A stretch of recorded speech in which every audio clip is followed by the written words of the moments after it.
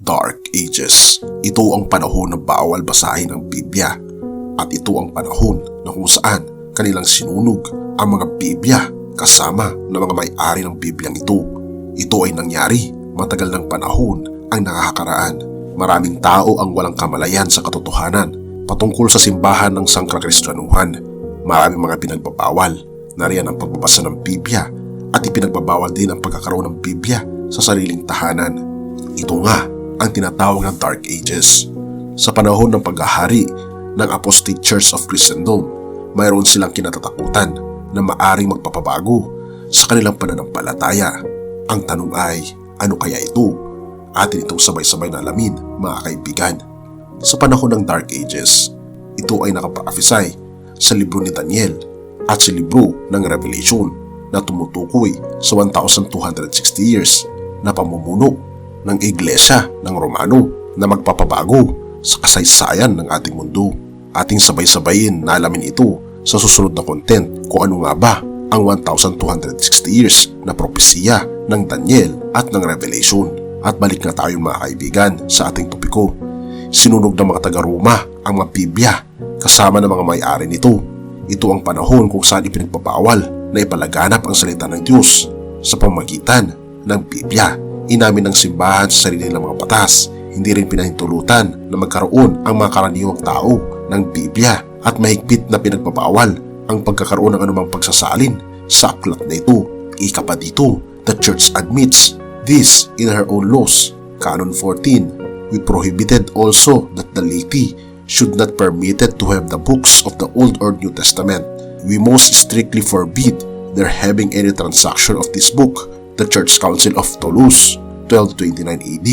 Source, Heresy and Authority in Medieval Europe. Scholar Press, London, England. Copyright, 1980 by Edward Peters.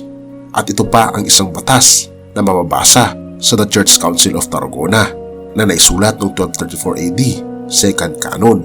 In its second canon ruled that no one may possess the books of the Old and New Testaments, and if anyone possesses them, he must turn them over to the local bishop within 8 days so that they may be burned. The Church Council of Tarragona, 1234 AD.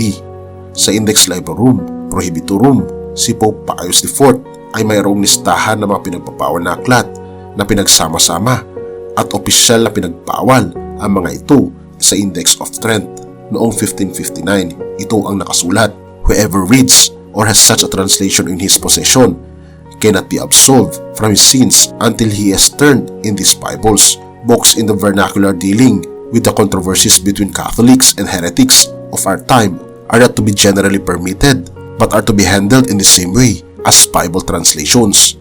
Rule number 4 and rule number 6, Die Indices Librorum Prohibitorum Des. Ito pa ang sabi dito mga kaibigan. Talagang nakakagulat mga kaibigan, di ba? Na ito pala talaga ay hindi fake news, kundi ito talaga ay totoo na hindi mapapatawad ang mga kasalanan daw noong unang panahon kung meron silang mga Biblia. Ang apostatang simbahan noon ay nagpasya na limitahan ang kalaman ng tao upang mas madali nila itong pamunuan dahil nananakot silang baka mayroong kumestyon sa ilang mga turo ng kanilang simbahan. Sa kasamaang palad, bilang lamang ang mga taong nakakaalam kung paano magbasa o magsulat. Mahigit sa 10% kasi ng mga tao sa imperyo ng Roma ang marunong magbasa at magsulat, at ang mga iyon ay karaniwan na nasa mga matataas at mayamang estado. Ika pa dito, Christendom becomes an enemy of the Bible and Christendom as a political power. Oo mga kaibigan, kung ating mapapansin, maging dito sa Pilipinas, nag-asawa ang political power, gayon din ang simbahan. Kaya kung ating makikita, ang mga simbahan at munisipyo ay naglipad dito sa Pilipinas na halos magkalapit lang. Kung hindi magkatabi, ay magkatapat lang ito. At ito rin ay nasa ibang mga bansa na sinakop ng Roman Catholicism. Ang panahon kung kailan ang Biblia ay patuloy na inatake mula ngayon sa loob ng simbahan, dahil ito ay naging isang malakas na pwersang pampolitika. Kung dati ay kinukontrol lamang ng politika ang opinyon ng publiko, karaniwan wika sa Biblia tulad ng Greek ay mahigpit na pinagbabawal. Kung kaya gumamit sila ng Latin Vulgate Bible, ito ay ginawa at maingat na kinukontrol ang mga akda, at ito ay mababasa lamang ng mga ilang espesyal na tao na sinanay ng kinatawan ng simbahan. Inilabas ang batas para sa sinumang Kristiyano na magkaroon ng Biblia ay mapaparusahan ng pagkakasunog. Sa panahon ng Dark Ages, kahit ang mga pari ay hindi makabasa ng banal na kasulatan para sa kanilang mga sarili.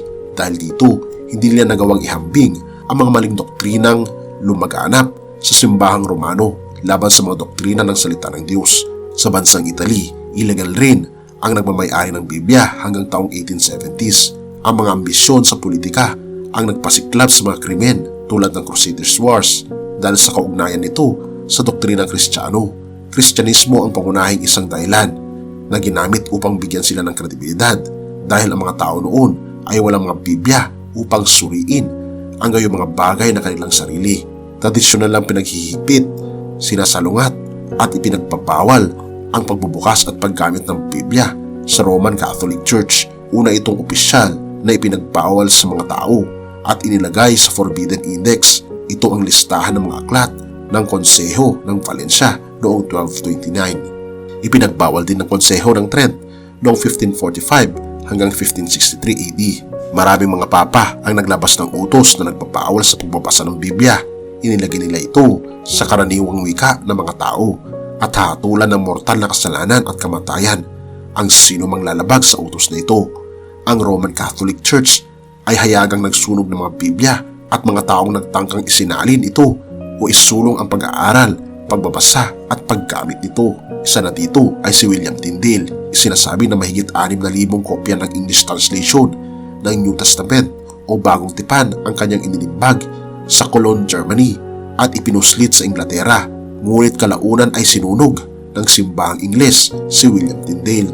Ayon sa impormasyon, isinulat ni Tyndale ang isa sa mga translation ng English na ipinagbabawal ng otoridad ng simbahan ang pagsasalin sa sariling wika upang panatilihin ang kadiliman sa mundo sa layunin na maaari silang umupo sa walang kabuluhan na pamahiin at maling mga doktrina upang bigyang kasiyahan ang kanilang maruming pagnanasa. Ito ay ginawa nila upang manatili ang kapangyarihan ng iglesia at sa ganitong paraan mga kaibigan ay hindi tinataas ang karangalan ng ating Panginoong Diyos, kundi mas mataas pa ang iglesia kaysa sa sinasabi ng Biblia. Ang Bagong Tipan ni Tyndale ang unang naging nakalimbag sa wikang Ingles at mayroon lamang 2 kompletong kopya. Ang nakaligtas mula sa 3,000 o mahigit pang nakalimbag noong taong 1526 ni Peter Schoeffer sa German city ng Worms. Maayos ang pagsasalin ni Tyndale sa wikang England, kaya ipinuslit ang kanyang mga Biblia na kalaunan ay nalaman ng ilang mga otoridad at ipinahuli ang nagmamay-ari ng mga librong ito at brutal na pinarusahan. Winasak ang libro at sinunog kasama ang nagmamay-ari nito, kasama na rin si Tyndale na sinunog noong 1536.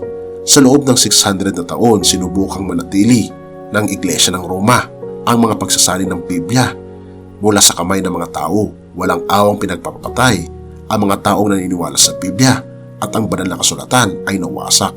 Ang mga nagmamay-ari ang mga Bibyang walang lisensya na ihatid sila sa mga otoridad ng Katoliko sa ilalim ng banta ng Inquisition Terrors. Maging ang mga nagbebenta ng libro ay pinagbabawal na magbenta ng anumang Biblia maliban sa mga taong may lisensya mula sa simbahang Katoliko. Napakaraming banal na kasulatan sa Ingles, Germany, Italian, French, Spanish at ibang mga wika ang kinumpiska at winasak sa buong ika-13 hanggang ika-19 na siglo. Ang mga tagapagsalin at namamahagi ng Biblia ay kinulong at pagkatapos ay sinunog hanggang noong ika-18th century at ika-19th century. Patuloy na kinundena ng mga papa ang mamahagi ng banal na kasulatan at sa mga lupaing pinamumunuan ng Romano, ang Biblia ay halos hindi na makilala. Ang Biblia sa Roma ay isang kakaiba at bihirang libro at kakaunti na lamang ang nakakalam kung ano ang ibig sabihin ng Biblia.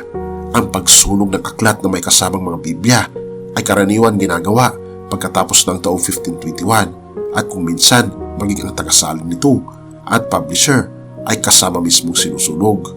Ang pagkakaroon ng mga Biblia ay labag sa batas at madalas nagre-resulta sa pagbitay ng mga akusado. Mayroong mga listahan sa mga taong pinatay ayon sa church order para sa krimen ng pagtuturo sa kanilang mga anak ng The Lord's Prayer at 10 utos or 10 commandments sa kanilang sariling wika. 2 dekada ang nakalipas pagkatapos ng kamatayan ni Wycliffe. Maraming Lollards ang sinunog na parang karne. Ang ilan ay binigti sa kanilang mga leeg kasama ang Biblia upang masunog kasama nila. Isa sa mga tagasunod ay si Wycliffe at si John Huss. Aktibong isinulong ang mga idea ni Wycliffe na dapat pahintulutan ang mga tao na magbasa ng Biblia sa sarili nilang wika. Si Huss ay sinunog Hulyo 6, 1415 gamit ang manuskrito ng Biblia ni Wycliffe upang maging siga sa apoy. Hinatulan siya ng konseho ng Constance sa isang hindi patas na paglilitis. October 6, 1998, matatandaan, 462 years ang nakalipas. Mayroon isa pang Christian ang nasunog sa Toulouse dahil sa kanyang pagsasalin at pamamahagi ng banal na kasulatan ng Biblia. Ang pagmamay-ari ng Biblia sa Ingles o kahit na sumipi ng kasulatan sa Ingles, maging ang pagtulong sa pagsalin ay nangangahulugan ng kamatayan para sa kalalakihan at kababaihan ng Diyos. Marami ang nagsakripisyo mga kaibigan para tangkaing basahin ang banal na kasulatan. At kung ating makikita, nananatili pa rin kontrobersyal ang librong ito sa buong mundo dahil sa nilalaman ng Biblia. Marami ang nagbuhis ng buhay, pero mas marami naman ang naliwanagan at nagbigay ng bagong buhay dahil sa banal na kasulatan. At kung ating makikita mga kaibigan, hindi natin kasalanan na hindi natin alam ang katotohanan, sapagkat tayo mismo ay biktima lang din dahil ang ating mga ninuno ay pinagbawal sa kanila na basahin ang Biblia at hindi nila alam ang katotohanan. Kaya lagi kong sinasabi mga kaibigan na binabanggit sa John 8 verse 32, at malalaman mo ang katotohanan at ang katotohanan ang magpapalaya sa iyo, sapagkat nais ng ating Panginoon na malaman mo ang katotohanan. Ang Biblia, ito ang love letter ng ating Panginoon para sa iyo upang makita mo ang plano niya sa iyo sa hinaharap. Nais ng ating Panginoon kasi na tayo ay magkaroon ng koneksyon sa Kanya sa pamamagitan ng Kanyang banal na salita. Kung tayo ay nakikipag-usap sa ating Panginoon sa pamamagitan ng panalangin, ang ating Panginoon ay nakikipag-usap sa atin sa pamamagitan ng Kanyang mga salita sa Biblia. Kaya naman ito ay two-way na communication na magre-resulta sa mas malalim na relasyon at makikita natin ang kaligayahang hindi natin natatamo kailanman. Purihin ang Diyos at salamat kaibigan sa iyong panonood.